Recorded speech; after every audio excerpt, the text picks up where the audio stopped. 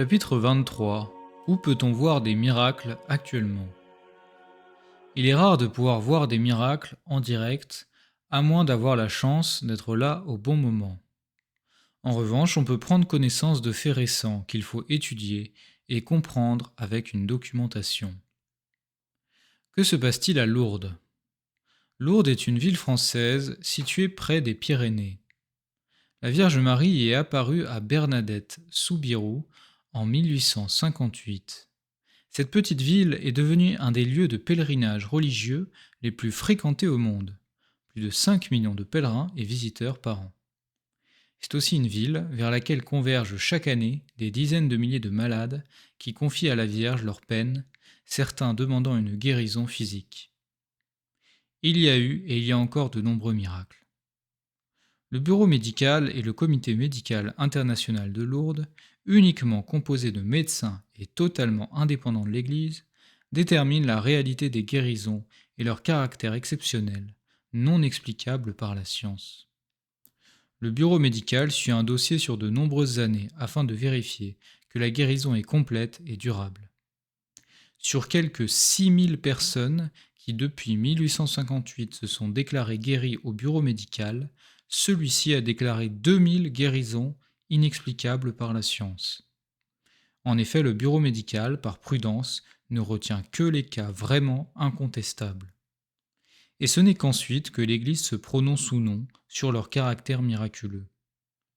L'Église instruit à son tour un dossier afin de déterminer s'il y a eu miracle. Ce n'est qu'au terme d'une longue enquête que la guérison est dite miraculeuse par l'Église. L'Église à ce jour n'a accordé de caractère miraculeux qu'à environ 70 d'entre elles. L'intérêt des miracles de Lourdes est que tout le monde peut consulter au bureau médical de Lourdes les dossiers des personnes ayant été déclarées miraculées par l'Église. Un scientifique, s'il est honnête, se posera des questions en voyant par exemple les radiographies avant et après les miracles. Je rajoute un commentaire, il suffit qu'un seul de ces 70 miracles soit vrai pour prouver l'intercession de la Sainte Vierge et la vérité divine de la foi catholique. Je ferme la parenthèse. Quelques cas de miracles à Lourdes. Dans la revue numéro 67 de l'Association catholique des infirmiers, médecins et professionnels de santé, Théodore Maheux évoque le cas de Jeanne Frétel qu'il a pu rencontrer. Jeanne Frétel a contracté la tuberculose vers 1938. La maladie a nécessité des soins constants. Quelqu'un de son entourage l'a amenée à Lourdes en train. Elle souffrait d'une tuberculose généralisée qui avait fini par atteindre le cerveau. C'était une méningite tuberculeuse. Elle était dans le coma quand elle est arrivée à Lourdes. Un médecin qui était dans le train déclarait « Je croirai au miracle si elle guérit ». Apparemment, elle agonisait quand elle fut transportée près de la grotte. Le prêtre qui distribuait la communion voit que du sang sort du nez et de sa bouche. « C'est la faim, dira-t-il. » Il hésite à lui donner l'hostie. Le brancardier insiste alors par 3 fois. Le prêtre déposera un infime fragment d'hostie entre ses dents. Instantanément, elle sort de son état d'inconscience. J'ai senti comme 2 mains qui me soulevaient et je me suis assise sur mon brancard. Où suis-je ? Dit-elle alors. Et elle ajoute « J'ai faim ». Ce fut tout. Elle sera ramenée à l'hôpital sur son brancard. Elle va littéralement se ruer sur la nourriture. Elle dit ensuite « J'aurais mangé n'importe quoi ». Le prêtre est ensuite revenu la voir. Cela a dû lui faire un drôle d'effet, commente-t-elle. Elle lui dira alors « Je voudrais aller à la grotte », ce qu'elle y fera. Elle s'y rendra à pied. J'ai été réveillée par Jésus, Eucharistie, et pourtant un petit bout d'hostie apparemment, c'est rien. Je me demande ce qui m'est arrivé. Je n'ai plus besoin de médicaments. Jeanne se lèvera de son lit vers 14 heures. Elle se rendra à la grotte à pied pour prier, après être passée par les piscines. Finalement, Jeanne se présentera au bureau médical. Le médecin qui avait dit qu'il se convertirait si Jeanne Frétel guérirait, crut en Dieu. Jeanne Frétel reviendra chaque année pour se faire suivre par le bureau médical. On remarque qu'à chaque fois, je finis un commentaire, à chaque fois qu'il y a un miracle, il y a toujours un but de conversion. Il y a toujours un but de propagation de la foi. C'est jamais pour rien. C'est toujours pour la gloire de Dieu. Là, on a l'exemple, par exemple, du médecin qui doute et qui, du coup, se convertit. Vous voyez, c'est pas seulement le miracle qui est important, c'est ses conséquences. Je ferme la parenthèse. Jeanne Frétel reviendra chaque année pour se faire suivre par le bureau médical. Sa tuberculose ne reprendra jamais, elle ne prendra plus jamais de médicaments, elle se fera religieuse. Puis sœur Jeanne fait de petits commentaires. N'ayez pas honte de votre chapelet. Le Seigneur fait ce qu'il veut quand il veut. On n'a rien à dire. Je suis très heureuse d'être guérie, je suis très heureuse. Pour sœur Jeanne, si lourde peut être la guérison des corps, c'est avant tout la guérison des âmes. Donnons un autre exemple de miracle à Lourdes. Dans le Figaro du 11 février 1999, le journaliste Élie Maréchal écrit, citation, Jean-Pierre Belly est officiellement le 66e miraculé de Lourdes. Victime du sclérose en plaques depuis 1972, invalide à 100% avec tierce personne, il a été guéri le vendredi 9 octobre 1987 alors qu'il effectuait un pèlerinage à Lourdes. Il avait 51 ans. Comme il se doit, l'Église et la science restent très prudentes avant de décréter une guérison miraculeuse. Une commission médicale était au travail depuis 1992 pour examiner le cas de Jean-Pierre Belly. Ses conclusions, la guérison a été subite, complète et durable. Quant au comité médical international de Lourdes, il déclare « Sa guérison brutale lors du pèlerinage de Lourdes correspond à un fait inhabituel et inexplicable en fonction des données de la science. » Et que dit Jean-Pierre Belly ? Pourquoi moi ? Ça me dépasse. La plus belle des guérisons pour moi fut le sacrement des malades, reçu avant ma guérison physique. Fin de citation. Enfin, voici un dernier témoignage de guérison. Dans Famille chrétienne du 15 avril 2011, Claire Frangy évoque le cas de Serge François. Citation. Les médias s'arrachent Serge François depuis la reconnaissance dimanche 27 mars 2011 par Monseigneur Delmas, évêque d'Angers, de sa guérison remarquable. Il habite un pavillon de plain-pied dans un petit village au sud de la Loire. Timide, il raconte néanmoins volontiers les événements. Né en Anjou, il a grandi au gré des mutations de son père, gendarme. La famille pratique occasionnellement, c'est-à-dire va occasionnellement à la messe. Serge, lui, s'est converti sur le tard, avec ses premiers soucis de santé. Sa dévotion n'est pas excessive, mais il se rend à Lourdes tous les ans en tant qu'hospitalier, c'est-à-dire qu'il aide les malades pendant quelques jours. Là-bas, il prie pour les autres malades. Jamais pour lui, malgré sa jambe gauche, quasiment paralysée. Il est atteint d'une algie sciatique. Cette épreuve le tient reclus et le rend aigri. Le 12 avril 2002, à Lourdes, alors qu'il venait de boire à la source, une violente douleur traverse sa jambe, qui se réchauffe et reprend vie. En racontant, un sourire se dessine sur ses lèvres. Depuis ce retraité, père de 3 enfants et 7 fois grand-père, se demande « Pourquoi moi ?» Il ne garde pas un bon souvenir des médecins soupçonneux devant lesquels il a dû passer tous les ans depuis 2002. Ils l'ont fait sortir de ses gonds. Vous ne me ferez pas dire le contraire de ce que j'ai vu et ressenti. En son temps, la petite sainte de Lourdes avait rétorqué la même chose. Ses services à Lourdes ne lui suffisaient pas pour remercier la Vierge Marie, alors il a marché du Puy-en-Velay à Saint-Jacques-de-Compostelle en 55 jours. Absorbé par les centaines de chapelets qu'il récitait, il n'a pas pris le temps de contempler le paysage. Si j'étais seul, j'irais m'installer à Lourdes, je me sens bien là-bas. À défaut, il a construit chez lui une grotte miniature, et s'est pris de passion sur la chapelle Notre-Dame de la Salette, en face de sa maison. Tous les matins, il traverse son jardin, taillé au cordeau pour ouvrir l'oratoire. Méticuleusement, il le fleurit, passe la serpillière, époussette les bancs, change la nappe de l'autel. Il le referme le soir après avoir allumé une bougie au pied de la statue de la Vierge. Je n'aime pas la laisser dans le noir. Et récité une dizaine de chapelets. Cet ancien conseiller municipal a même signalé au maire des réparations nécessaires. Rien n'est de trop pour sa dame. Fin de citation. Pourquoi Dieu ne guérit-il pas tout le monde à Lourdes ? Notons d'abord qu'il y a beaucoup plus de miracles à Lourdes qu'on ne croit. Tous ne sont pas répertoriés et déclarés tels. Les guérisons morales et spirituelles de personnes bien portantes physiquement ne sont pas prises en compte ni comptabilisées par le bureau médical. Or, ce sont les guérisons les plus importantes en nombre et en valeur, car une conversion spirituelle est plus importante qu'une guérison physique. En effet, il est plus important de se convertir, de vivre saintement que de guérir le corps. Après la mort, le corps se décomposera, alors que l'âme sera jugée et vivra éternellement. Les miraculés de Lourdes qui ont été guéris miraculeusement sont morts ou mourront. Sur le plan physique, le miracle les a seulement aidés à vivre quelques années de plus. C'est pourquoi Dieu ne guérit pas tout le monde à Lourdes, car l'essentiel n'est pas là. L'essentiel est d'ordre spirituel et non corporel. Le miracle est notamment donné pour soutenir la foi et aider les incroyants à se convertir. Le témoignage des miraculés est intéressant. Jean-Pierre Belly insistait sur la dimension spirituelle de Lourdes. La plus belle des guérisons pour moi fut le sacrement des malades reçu avant ma guérison physique. Pourquoi y a-t-il 14 millions de pèlerins par an à Mexico? Les miracles n'ont pas lieu qu'à Lourdes, et il existe de nombreux autres lieux où l'on peut quasiment toucher le monde surnaturel. Le sanctuaire de Mexico en Amérique centrale en est un exemple. 14 millions de pèlerins se rendent tous les ans à la basilique Notre-Dame de Guadalupe de Mexico. Notre-Dame de Guadalupe est le nom donné à la Vierge Marie lors de son apparition à un indigène du Mexique en 1531. Cet indigène est une figure catholique majeure du continent américain. De plus, le miracle prend là-bas la forme d'une trace matérielle permanente, d'un document pouvant être examiné à volonté depuis 500 ans. Voici le résumé des apparitions.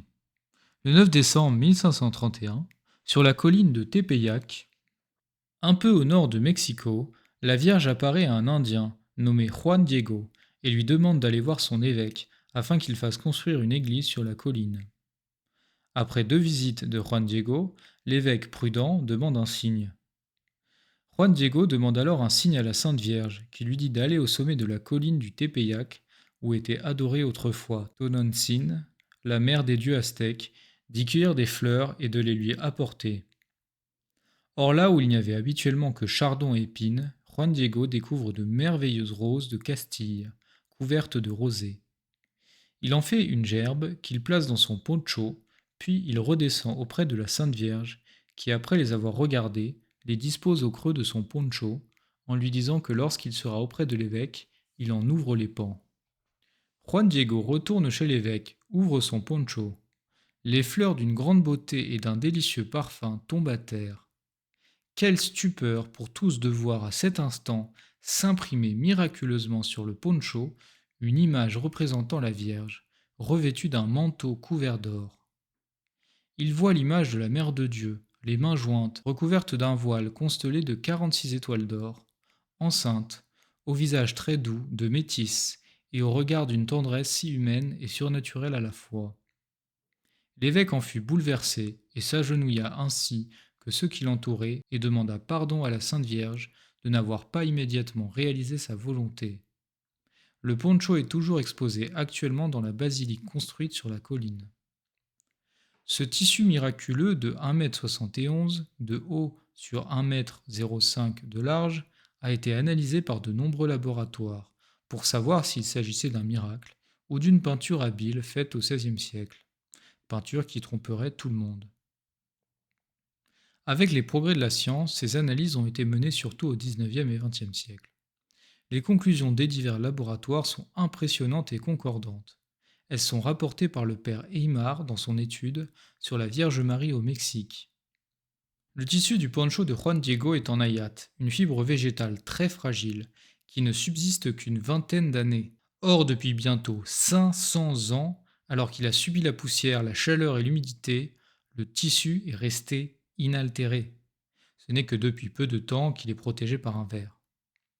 Les couleurs ne sont pas atténuées, et l'analyse des fibres du tissu par le professeur Kuhn en 1936 n'a révélé aucun colorant, d'aucune nature, ni végétal, ni animal, ni minéral, ni aucun élément des 111 pigments connus dans le monde. Kuhn en déduit que la peinture n'est pas d'origine humaine. Le professeur Kuhn a obtenu le prix Nobel de chimie en 1938. Avec un ophtalmoscope, le 23 juillet 1956, le docteur Lavoignet, chirurgien de l'œil, découvre dans la cornée des yeux de la Sainte Vierge la silhouette d'un homme barbu, tête tournée de 3/4 vers la Sainte Vierge et inclinée légèrement. Il s'agit du reflet de Juan Diego dans l'œil de la Sainte Vierge. Par le procédé de digitalisation, c'est-à-dire d'image agrandie 2000 fois sur une surface de 1 mm², divisée en 27 778 carrés, le docteur Ast Tonsman a découvert en 1981, dans l'iris du portrait de Notre-Dame de Guadalupe, les personnages qui contemplaient émerveillait la Sainte Vierge sur la tunique de Juan Diego et qui se reflétait dans le regard de Notre-Dame. Ce sont, citation, un Indien en train de déplier son manteau devant un franciscain, dont on peut voir une larme glisser sur son visage. Un homme du pays, très jeune, la main sur la barbe, avec un air de consternation. Un Indien torse nu, presque dans une attitude de prière. Une femme aux cheveux crépus, probablement une noire, servante de l'évêque. Un homme, une femme et des enfants, à moitié tondus, et d'autres religieux en habits de franciscains. Fin de citation. Or, personne n'aurait pu, en un espace aussi minuscule que l'iris d'un œil, peindre des personnages si petits qu'il a fallu les agrandir 2000 fois pour les identifier et savoir avec exactitude quel personnage entourait Juan Diego. En 1979, l'image de Guadalupe a été examinée à l'infrarouge par les professeurs Callahan et Brand Smith.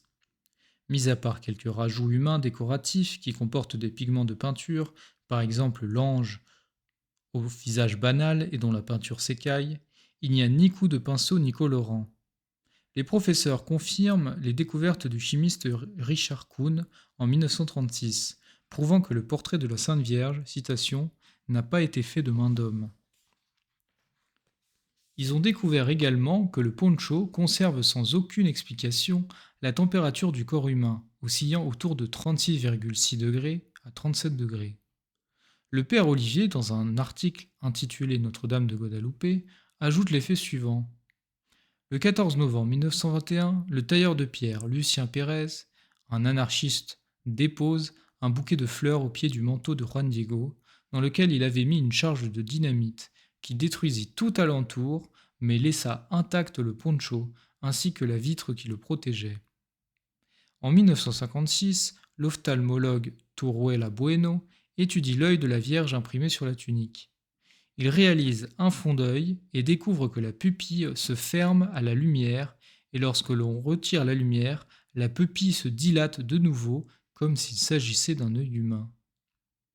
En juillet 1956, le docteur Lavoignet, après 8 mois d'intense travail, découvre le phénomène optique de la triple image de Purkinje-Sanson qui correspond à ce que perçoit l'œil humain, c'est-à-dire les 3 réfractions de l'objet vu. Le 22 décembre 1981, le révérend père Mario Rojas découvre à son tour à l'observatoire, la place de Mexico, que les étoiles du manteau correspondent au solstice d'hiver du 12 décembre 1531 à 10h26 sur le territoire de Mexico, c'est-à-dire à l'heure où Saint Juan Diego déploya son poncho devant l'évêque. Les astronomes ont certifié le fait. Si l'on approche à moins de 10 cm de la toile, on ne voit que les fibres du manteau, sans aucune couleur. En outre, les scientifiques de la NASA découvrirent qu'en passant un rayon laser sur la tranche de la toile, de façon latérale, le rayon passe sans toucher la peinture, ni la toile de telle sorte que l'image est suspendue en l'air à 0,3 de millimètre au-dessus du tissu. Enfin, un gynécologue de l'équipe scientifique en posant son stéthoscope sur la ceinture de la Vierge Marie, qui est enceinte d'environ 6 mois, entendit le bruit des battements du cœur de l'enfant Jésus et constata qu'il s'élevait à 115-120 pulsations à la minute, ce qui correspond au battement cardiaque d'un fœtus dans le sein de sa mère. Les historiens reconnaissent que la sainte image de Notre-Dame de Guadalupe a permis une conversion rapide et durable des peuples amérindiens qui, 10 ans avant l'apparition, croyaient encore à une multiplicité de dieux à qui ils sacrifiaient des enfants et des êtres vivants. La Vierge Marie, en apparaissant à un indigène, a montré le respect qu'on leur doit. Elle est apparue métisse pour pacifier les rapports entre les deux communautés blanches et indiennes. La Sainte Vierge montre bien, par cette apparition, la nécessité de l'évangélisation et aussi l'amour qu'on doit au peuple à évangéliser. Franchement, là je rajoute un commentaire, mais rien que Notre-Dame de Guadalupe, c'est une preuve lumineuse, incontestable, de la divinité de l'Église catholique et de la foi catholique. Je ferme la parenthèse. Et aussi, je rajoute que il y a beaucoup de découvertes qu'on a fait tard, ou surtout au XXe siècle.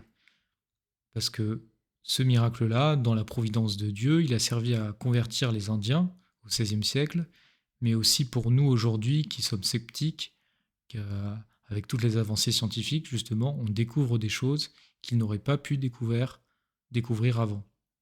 Donc Notre-Dame de Guadeloupe est pour notre monde aussi actuel, pour aujourd'hui. Je ferme la parenthèse. Que s'est-il passé le 24 avril 2007 ? Voici quelques précisions à propos du fait insolite, survenu le 24 avril 2007 à la basilique Notre-Dame de Guadeloupe à Mexico. Après la décision du conseil municipal de cette ville de légaliser l'avortement jusqu'à là interdit. Voici ce qu'écrit le père Luis Matos. Citation. Le 24 avril 2007, à la fin de la messe offerte pour les enfants avortés non nés, l'assistance de la basilique se demandait ce qu'attendait d'elle la très sainte Vierge de Guadeloupe. Le conseil municipal de Mexico venait de légaliser l'avortement à la demande jusqu'à là interdit. Tandis que beaucoup de fidèles prenaient des photographies de la tunique, exposée et vénérée dans la basilique, et au pied de laquelle la foule des pèlerins défilait sur un tapis roulant, l'image de la Vierge a commencé à s'effacer pour donner place à une lumière intense qui émanait de son ventre, constituant un halo brillant ayant la forme d'un embryon. Avec un cadrage et un grossissement important, il est possible d'apprécier la position de la lumière qui provient réellement du ventre de l'image de la Sainte Vierge, et qui n'est ni un reflet ni un artefact. L'ingénieur Luis Giraud, qui a étudié l'image ainsi réalisée, a confirmé l'authenticité du négatif et a pu préciser qu'il n'avait été ni modifié, ni altéré, par exemple par superposition d'une autre image. Il a découvert que l'image ne provient d'aucun reflet, mais venait littéralement de l'intérieur de l'image de la Vierge. La lumière produite, très blanche, pure et intense, différait de lueurs photographiques habituelles produites par les flashs. Cette lumière entourée d'un halo paraissait flotter à l'intérieur de l'abdomen de la Vierge. Ce halo possédait la forme et les mesures d'un embryon. En effet, si on examine plus précisément encore cette image, en la faisant tourner dans un plan sagittal, on distingue à l'intérieur du halo certaines zones d'ombre, correspondant aux caractéristiques d'un embryon humain dans le sein maternel. Fin de citation. L'Église catholique ne s'est pas encore prononcée officiellement sur le caractère miraculeux de ce fait.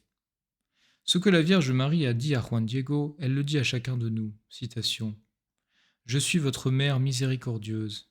La tienne est celle de tous ceux qui vivent unis sur cette terre, et la mère de tous ceux qui, pleins d'amour pour moi, crieront vers moi et mettront leur confiance en moi. » Fin de citation. Quelle est la dernière apparition authentifiée de la Vierge ? À notre connaissance, une des dernières apparitions de la Vierge Marie reconnue par l'Église est celle de la ville de l'Île-Bouchard, en France, en 1947. Cette apparition fut l'objet d'une grande enquête. Jacqueline Aubry est une des jeunes qui a vu la Sainte Vierge. À la suite des apparitions, Jacqueline, alors malvoyante, est guérie de façon inexpliquée. Elle deviendra institutrice. Elle raconte l'apparition lors d'un témoignage bouleversant, visible sur la chaîne YouTube des éditions Saint-Maximilien Kolb. Qu'est-ce que le miracle des corps conservés ? Comme le corps de tous les défunts, le corps des saints, une fois mort et enterré, devrait subir la putréfaction, c'est-à-dire le pourrissement. Il arrive lorsqu'on ouvre le tombeau d'un saint, plusieurs années après sa mort, qu'on trouve son corps intact. Le corps a été conservé. Il est alors parfois exposé dans une église, dans une châsse, c'est-à-dire un cercueil en verre. Voici quelques cas célèbres. Le 3 mars 2008, le Vatican a fait procéder à l'exhumation du corps de Padre Pio. Celui-ci a été déclaré en bon état de conservation générale, ses mains étant notamment incorrompues.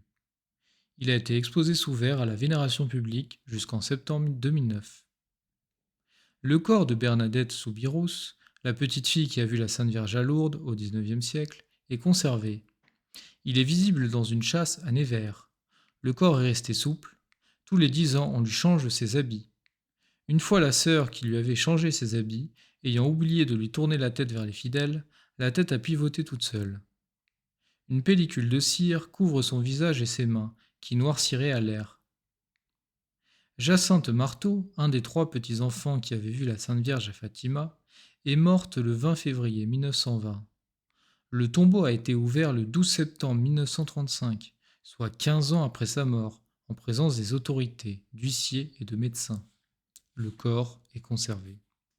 De même pour le corps de saint François Xavier, pourtant recouvert de chaux vives, ou de sainte Catherine Labourée. Catherine Labourée meurt le 31 décembre 1976. Exhumé en 1933, son corps est retrouvé parfaitement conservé et il repose maintenant dans une châsse dans la chapelle de la Mida Miraculeuse, au numéro 140 de la rue du Bac à Paris. Le miracle de la conservation des corps peut confirmer la sainteté de la personne. C'est une preuve supplémentaire. Mais ce phénomène n'est pas systématique pour tous les saints et reste exceptionnel. Cela montre aussi l'importance du corps qui, d'après la théologie catholique, est mortel certes, mais ressuscitera à la fin du monde. En effet, l'âme humaine et son corps seront réunis dans l'éternité. Le corps sera le corps terrestre ressuscité. Il sera glorieux et d'une merveilleuse beauté. Quelle est l'attitude de l'Église face au miracle? L'Église catholique n'a pas du tout intérêt à inventer des miracles, à monter des histoires fausses, à donner du crédit à des charlatans ou des déséquilibrés qui discréditeraient la religion catholique. Si l'Église commençait à accepter toutes les visions et les prodiges des déséquilibrés, il y a longtemps que plus personne ne serait catholique, depuis 2000 ans que l'Église existe. Le mensonge est découvert tôt ou tard et l'Église ne recherche pas les miracles pour subjuguer les foules. La lecture de la Bible, des vies de saints, l'étude du catéchisme et de la doctrine suffisent à nourrir la foi de millions de fidèles qui n'ont jamais vu de miracle. L'attitude de l'Église est toujours très méfiante à l'égard des choses extraordinaires. Padre Pio a été mal considéré par Rome pendant longtemps. Sainte Bernadette n'a pas été crue par son curé au début des apparitions, etc. Après une enquête approfondie, qui peut durer plusieurs années, l'Église déclare si le miracle est authentique ou faux. Les phénomènes extraordinaires considérés par l'Église comme faux peuvent relever de la supercherie, de phénomènes démoniaques, de déséquilibres mentaux ou s'expliquer par des causes naturelles inconnues. L'Église recommande aux catholiques de ne pas courir après les apparitions, les voyants et les miracles, qu'elle n'a pas reconnus officiellement. L'Église est prudente, mais admet la possibilité du miracle. Les scientistes athées rejettent cette possibilité. Pour eux, Dieu n'existant pas a priori, tout est explicable par les lois de la nature. Pour affirmer que le miracle n'est pas possible, encore faudrait-il prouver au préalable que Dieu n'existe pas. Le scientisme athée peut être assimilé à une religion, une fausse religion, avec ses faux dogmes. Le refus de la possibilité du miracle est un dogme chez les scientistes.